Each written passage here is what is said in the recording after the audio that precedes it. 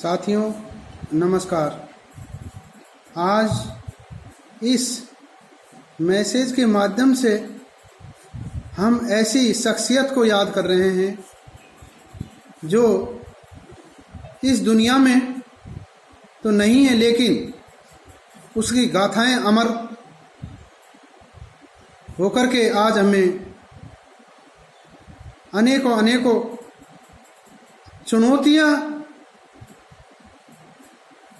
को सिखाते हुए जीवन का लक्ष्य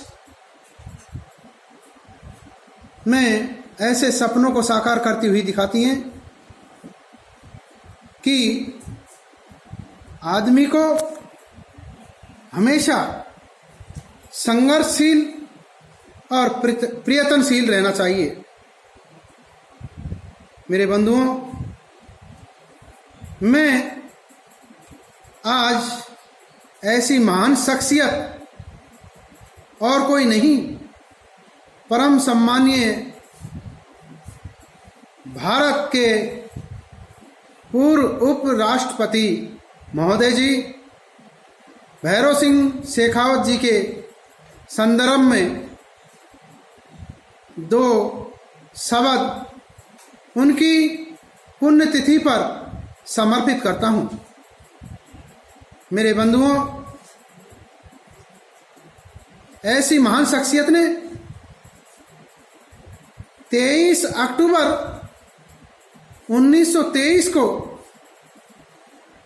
भारतवर्ष के राजस्थान प्रदेश में सीकर जिला के एक ग्राम खेसरियावास में जन्म लिया। मेरे साथियों, और उन्होंने अपनी शिक्षा, प्राथमिक शिक्षा अपने ग्राम में ही हासिल की और उनके पिता श्री देवी सिंह जी का निधन उनकी शिक्षा दीक्षा के कार्यकाल में ही हो चुका था। मेरे बंधुओं, उनके सामने एक चुनौती ये आ चुकी थी कि वो परिवार का लालन पालन, भरण पोषण और परिवार की जिम्मेदारी अपने कंधों पर समझते हुए परिवार का निर्वहन किया। मेरे बंधुओं, ऐसी महान शख्सियत ने अपने भविष्य की शुरुआत पुलिस प्रशासन में एक सिपाही से लेकर के सब इंस्पेक्टर तक अपनी सेवा दी। बंधुओं,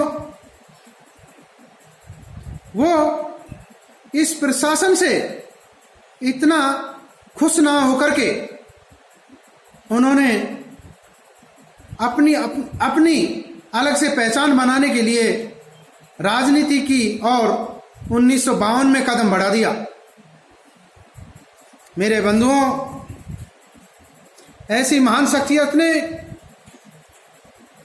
1952 से लेकर 1972 तक विधानसभा सदस्य के रूप में रहे और अपनी जीवन शैली के साथ में संघर्ष करते रहे। बंधुओं, 1967 में जब चुनाव हुआ तो भारतीय जनसंघ और स्वतंत्र पार्टी बहुमत के करीब तो नहीं थी और ना ही सरकार बना चुकी, लेकिन उन्होंने इस प्रदेश में विपक्ष का रोल अहम भूमिका के रूप में निभाया। मेरे साथियों, पुनः अपने लक्ष्यों की ओर कदम बढ़ाते हुए परम सम्मानीय श्री भैरव सिंह शेखावत जी ने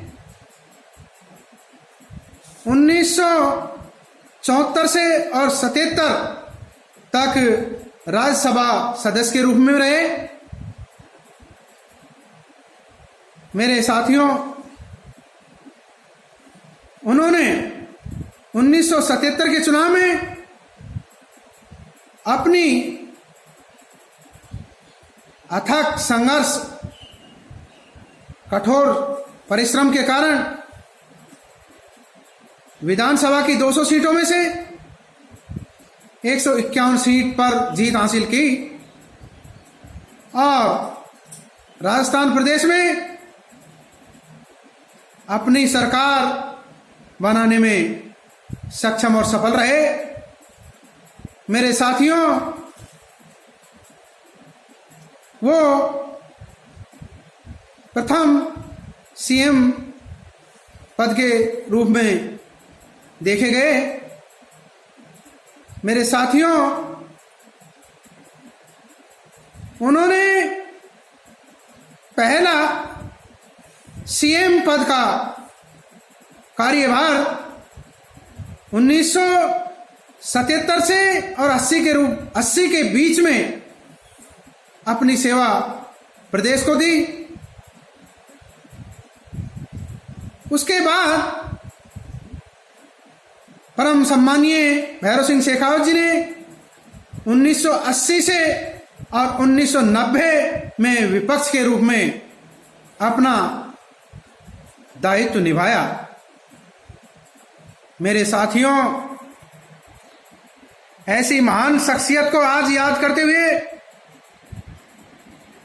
एक तरफ तो अत्यंत खुशी होती है और एक तरफ अत्यंत दुख भी होता है कि हम ऐसी महान शख्सियत को इस दुनिया में आज देख तो नहीं सकते, लेकिन उनकी कामयाबी और अनेकों विभूतियां, उन्होंने अनेकों मेडल्स, विश्वविद्यालयों से अपनी डिग्रियां ली और राजस्थान प्रदेश में उद्योग जगत में और आर्थिक स्थिति में सुधार करने के लिए अनेकों रीति नीति पर कार्य किया। मेरे बंधुओं, उन्हें प्रयास करते हुए 1990 से 1992 तक उन्होंने दूसरी बार मुख्यमंत्री का कार्यभार संभाला और उनकी सत्ता, उनका कार्यकाल पूरा होने के बावजूद उन्होंने तीसरी बार 1993 में सीएम पद का कार्यभार निर्वहन किया। मेरे साथियों, सन 1998 में एक मुद्दा बनकर के सामने उभरा, जो कि प्याज दरों में अत्यंत बढ़ोतरी देखने को मिली, जो कि प्याजों की रेट 200 से 150 के बीच में प्रति किलो के रूप में आकलन की गई। मेरे साथियों, इसी मुद्दे को लेकर के वो चुनाव हार चुके थे और वो सत्ता में नहीं पहुंच सके। मेरे बंधुओं, 1999 में पुनः लोकसभा के चुनाव आयोजित हुए और उनमें से राजस्थान प्रदेश की 25 लोकसभा सीटों में से 16 लोकसभा सीट चुनकर के भारत सरकार को अपनी सरकार बनाने में अहम भूमिका निभाई। मेरे बंधुओं, उनको सन 2002 में उपराष्ट्रपति के रूप में मनोनीत किया गया। मेरे बंधुओं, हमें राजस्थान प्रदेश वासियों को अत्यंत गर्व की बात है कि हमारे प्रदेश से एक बहुत सामान्य परिवार का सदस्य, जिसकी शुरुआत एक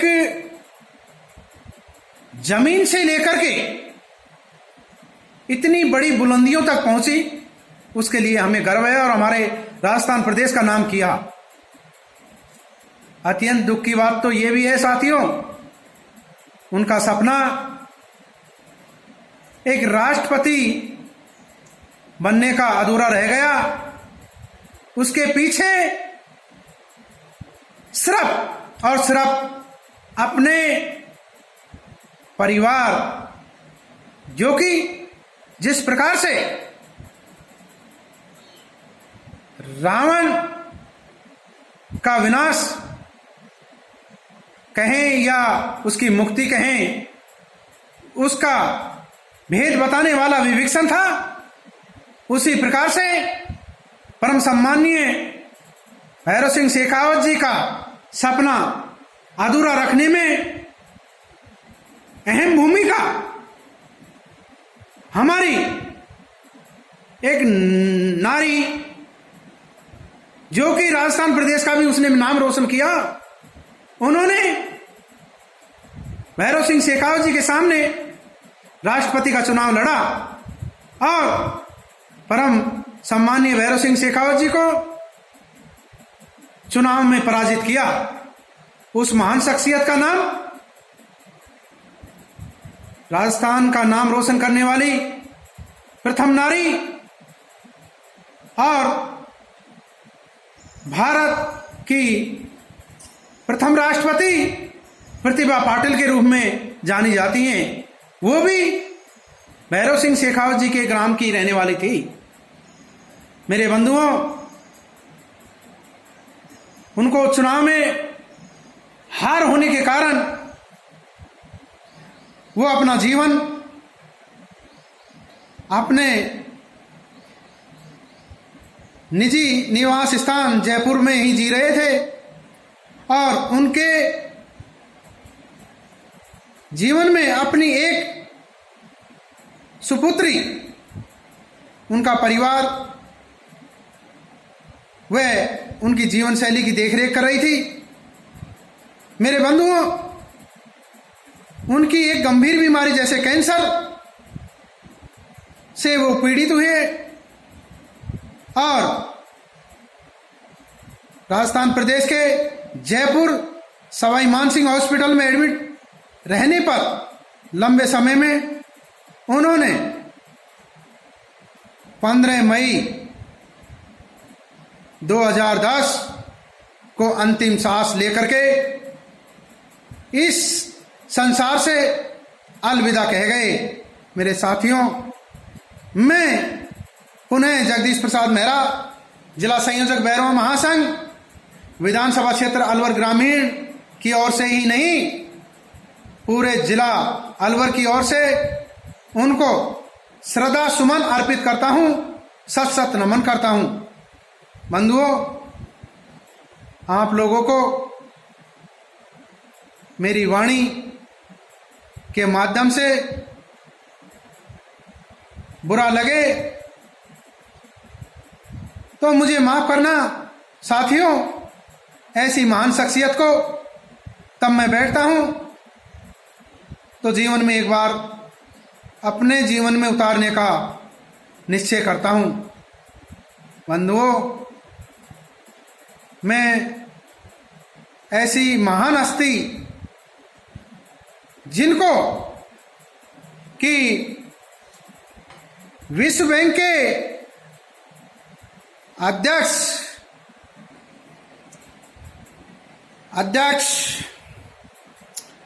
रॉबर्ट मैकलामन ने शेखावत जी को भारत का रॉक फेलर कहा था। मेरे बंधुओं, उन्होंने उद्योग जगत और आर्थिक स्थिति में विकास के पिता के तौर पर राजस्थान में भैरव सिंह जी को जाना जाता है। अपनी मैं वाणी को विराम देते हुए पुनः आभार व सत सत नमन। बंधुओं, जय हिंद, जय भारत। मेरे साथियों, मेरा एक लक्ष्य है मेरे जीवन में कि मैं भारतीय जनता पार्टी, जो कि राजस्थान प्रदेश में परम सम्माननीय भैरव सिंह जी को एक रीढ़ के रूप में देखा जाता है, उसी प्रकार से मैं भारतीय जनता पार्टी के लिए अपने जीवन को समर्पित करना चाहता हूं। और मैंने विधानसभा क्षेत्र अलवर ग्रामीण से 2013 और 2018 में अथक प्रयास किए। पार्टी का सिंबल मुझे किन्हीं कारणों से नहीं मिलने के कारण मैं पार्टी का प्रत्याशी नहीं बन पाया। मेरे बंधुओं, मैं आपसे, पूरे क्षेत्रवासियों से आपके चरण कमलों में एक अर्जी लगाते हुए अपनी वाणी को पेश करता हूं कि ऐसे महापुरुष के तत्वाधान में कुछ सीख लेते हुए एक बार मुझे सेवा का मौका दें, क्योंकि मैं अपने जीवन में कथनी और करनी में कोई फर्क नहीं समझता। सत्यता के मार्ग पर कंधे से कंधा मिलाकर अपने समस्त असहाय परिवारों का और समस्त क्षेत्रवासियों का विकास तहे दिल से करना चाहूँगा। अगर आप भाइयों का, मेरे पिता तुल्य बुजुर्ग, मातृशक्ति, जगत जननी मेरी बहन और माताओं, अगर आप लोगों ने मेरी आवाज़ को बुलंद करा करके और 2023 में भारतीय जनता पार्टी का प्रत्याशी बना करके उभार दिया और पार्टी ने अपना लक्ष्य और अपना दायित्व एक सेवक के रूप में मुझे अपना समझ करके दिया, तो मैं निश्चय ही निर्वहन करूंगा और अधिक से अधिक रीति और नीति को, विधानसभा की जितनी भी कार्यशैली हैं, जितनी भी योजनाएं हैं, उनको धरातल पर लेकर के काम करूंगा। और साथियों, मेरा एक ध्येय है कि मैं अगर जिससे मेरे जीवन में सीखने को मिलती है, वो चाहे मुझसे छोटा हो, चाहे मेरा बच्चा क्यों ना हो, उसको मैं परम सम्मानीय समझते हुए उससे सीख लेता हूँ। और मेरे बंधुओं, आप लोगों को ये समझना पड़ेगा कि इस महामारी के दौर में अपने आप को सुरक्षित रखना है और सोशल डिस्टेंसिंग का पालन करना है। मेरे बंधुओं, इस संदेश के माध्यम से मैं प्रदेश सरकार को और भारत सरकार को ये अवगत कराना चाहता हूं कि जो ये लॉकडाउन में इतनी ढिलाई दी गई है, जिसके कारण हमारे जिले में प्रतिदिन नए नए संक्रमित पॉजिटिव केस उभर कर सामने आ रहे हैं।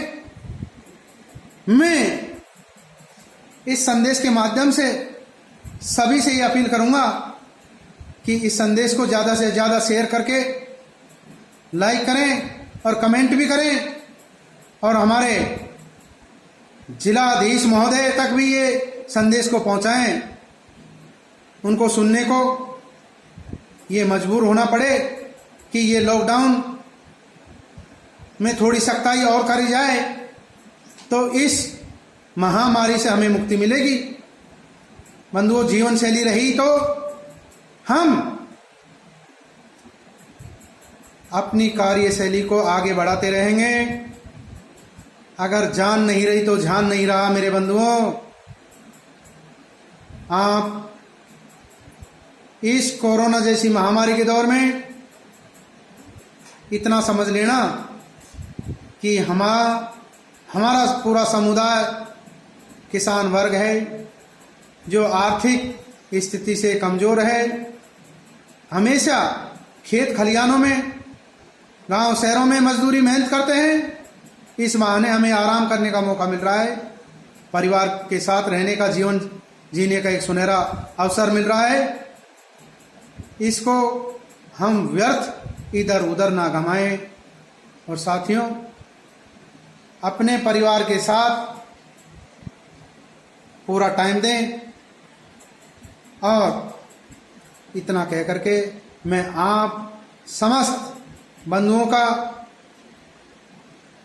इस परम सम्माननीय उपराष्ट्रपति भैरव सिंह शेखावत जी की पुण्यतिथि पर यह अपील करूंगा कि आप लोगों को ऐसी महान शख्सियत से अपने जीवन में कुछ कर गुजरने का संकल्प लेना चाहिए। मेरे बंधुओं, इतना कह करके मैं अपनी वाणी को विराम। जय हिंद, जय भारत।